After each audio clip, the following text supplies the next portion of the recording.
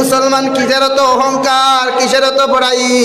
একটা বারও কি তোমার চিন্তা লাগে না হইছে কত মুসলমান সৌদি আরব মারা যায়, কত মুসলমান কুয়েতের জমিনে মারা যায়?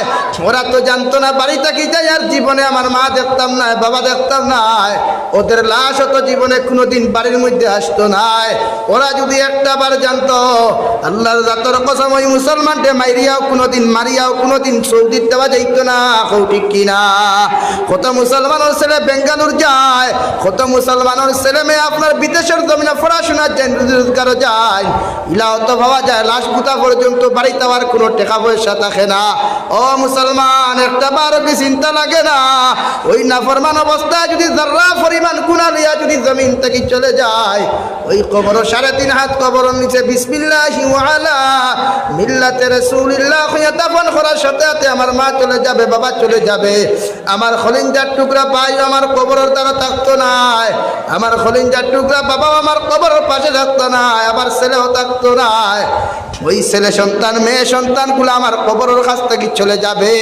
কবরের মধ্যে একাই একবার একলা আমার কবরের মধ্যে হুতাইয়া যখন সারা মানুষ 40টা কদম চলে যাবে, 2 জন ফরিস্তা আপনারা আমাদের সওয়াল করবা।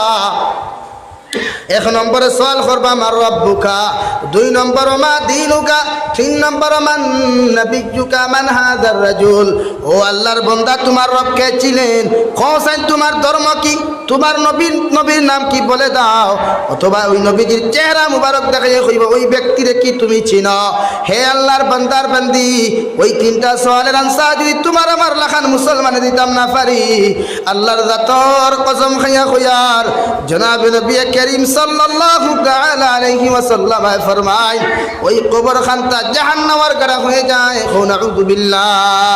আল্লাহ লগে লগে কইবারে কবর ওই নাফরমান তোমার বুকুর মধ্যে দিছি আর আমি ঘুমাইবার লাগি নাই, আমি তোমার অর্ডার করিয়া দিয়ার কবরটা আনার বাম সাইড দিয়ে তুমি এমন জোরে নাফরমানকে চাপা মারো, ডাইন সাইডের হাড্ডিগুলা ভাঙ্গিয়া বাম সাইডে চুরমার হয়ে যাবে, আর বাম সাইডের হাড্ডিগুলা ভেঙে